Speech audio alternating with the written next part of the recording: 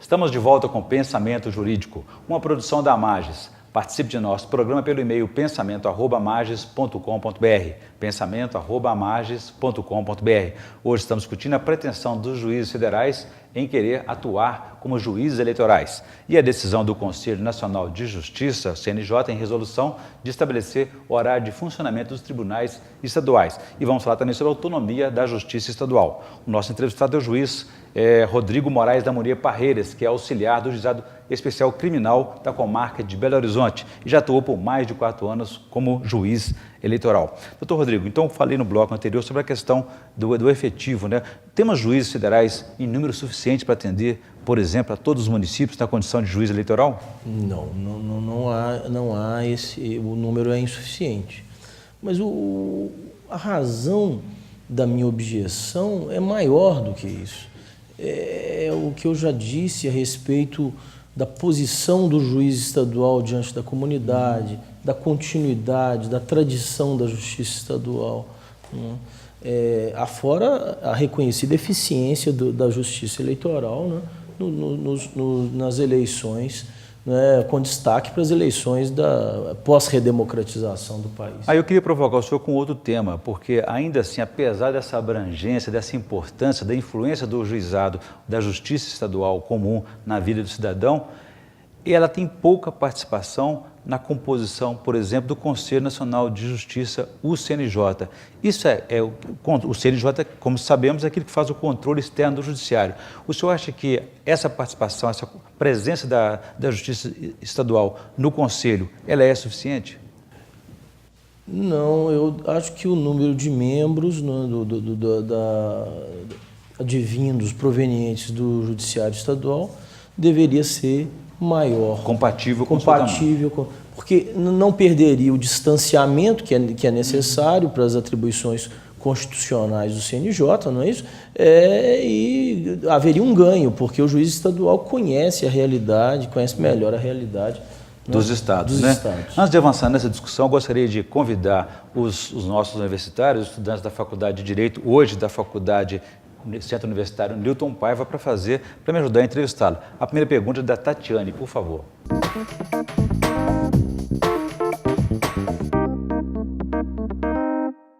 Tendo em vista a coincidência de foco existente entre o terceiro pacto republicano e a proposta de elaboração do novo Código de Processo Civil, em que a busca da celeridade processual daria maiores prerrogativas aos juízes de primeira instância, o senhor entende que tais prerrogativas possam afrontar os princípios da segurança jurídica e do devido processo legal? Eu entendo que, absolutamente, eu entendo que é justamente o contrário. A construção da democracia deve privilegiar, não é, as casas legislativas e o juiz de primeiro grau, porque as casas legislativas são o espaço ótimo, né, da formação da vontade geral. A representatividade. Né, da representatividade do povo. Né? E o juiz de primeiro grau, por aquela capilarização a qual eu me referi, ele é que garante que o debate jurídico, ele é que garante a construção do pensamento jurídico, né, do ponto de vista resolutivo, não é isso? Porque ele consegue, é o espaço em que as pessoas começam a debater. Lá na comarca do interior, não é? Por exemplo, não é o espaço em que as pessoas começam a debater o que virão a ser as grandes questões nacionais. A concentração é que gera insegurança, porque a concentração ela suprime, não é, um elemento essencial da democracia, que é a argumentação. Né? O direito não é construído pela mente de alguns sábios, o direito é construído pela sociedade. Né? Por isso que eu coloco os dois pontos. Né? É o fortalecimento das casas legislativas, né? E o fortalecimento do juiz de primeiro grau, que garante essa ampliação desse debate. Tendo em vista que já foram assinados 2 pactos e considerando que ainda tramitam vários projetos destes, o senhor entende que é realmente necessária a elaboração de um 3º pacto, considerando os custos para tal e que muitos dos 2 pactos ainda não foram efetivados? Bom, eu entendo que a questão que se coloca não é o custo.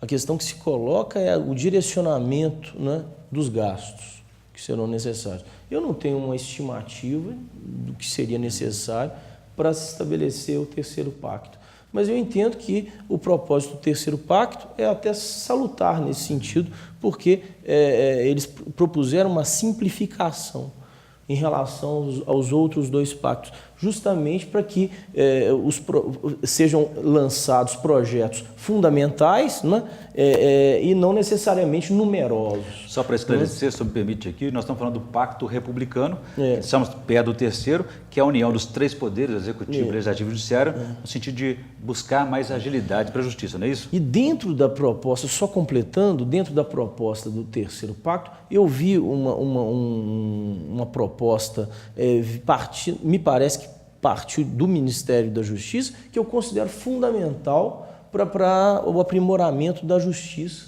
né? Que é justamente a atuação administrativa preventiva de conflitos judiciais.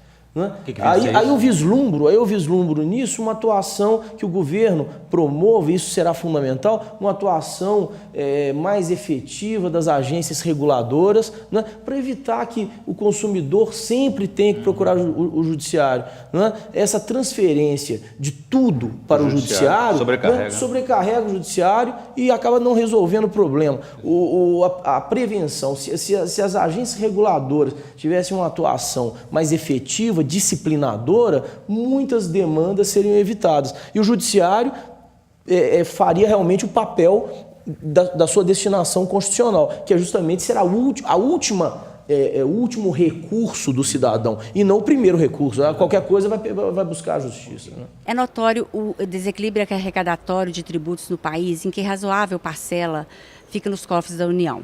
Assim, considerando que a isonomia rege o Instituto do Federalismo, como o senhor entende que o Pacto Republicano possa contribuir para a minimização dos conflitos fiscais existentes entre os entes da Federação?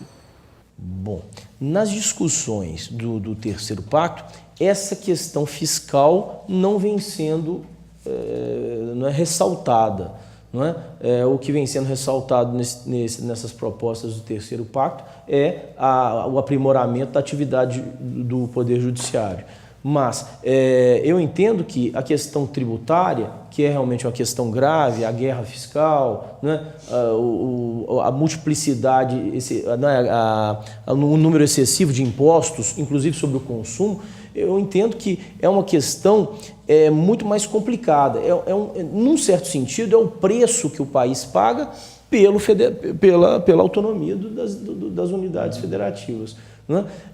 Eu entendo que é uma questão muito mais complicada e é uma questão a ser resolvida que pode ser resolvida se o governo tiver êxito em promover um debate amplo com as forças políticas envolvidas na questão. Perfeito. Agradecendo então aos estudantes, a Tatiana, a Priscila e a Maria Emília pela participação do Centro Universitário no nosso programa aqui, Pensamento Jurídico. Obrigado a todos. Aproveitando, pegando uma carona nessas questões colocadas pelos estudantes, o 3º Pacto Republicano, eu acho que isso é um momento assim, de discutir interessante a questão dos recursos, o excesso de recursos que nós vivemos no judiciário, sobrecarregando o judiciário. Até o governo federal é mestre em recorrer e atrasar as decisões. Até quando, em quantas instâncias uma sentença precisa ser validada, valorizada e definida como tal nesse país? Eu considero um ponto essencial, que passa por aquela proposta que eu mencionei agora há pouco, né, que partiu, salvo engano, do Ministério da Justiça, que seria a atividade do Estado, o próprio Executivo, né, evitar, né, a demanda, não é? Seja no caso das grandes corporações, não é? Concessionárias de serviços públicos, né, pela atuação mais efetiva, mais efetiva e inibitória das agências reguladoras e, no caso diretamente relacionado à União, aos interesses da União, né, a orientação, né, de não recorrer até a última instância, né, somente para ganhar tempo, questões que já são sabidas, pacificadas, né? E com isso se valoriza... E com prejuízo para cidadãos que estão precisando de uma pensão, de uma aposentadoria, exatamente, que são claramente inválidos. Além de valorizar a primeira e segunda instância também, que tem um papel importante. Muito bem, vou fazer um novo intervalo, doutor Rodrigo, para a gente no próximo bloco voltar a essa discussão, especialmente da autonomia dos tribunais e as resoluções do Conselho Nacional de Justiça que estão interferindo, conflitando com essa autonomia. A gente volta em instantes.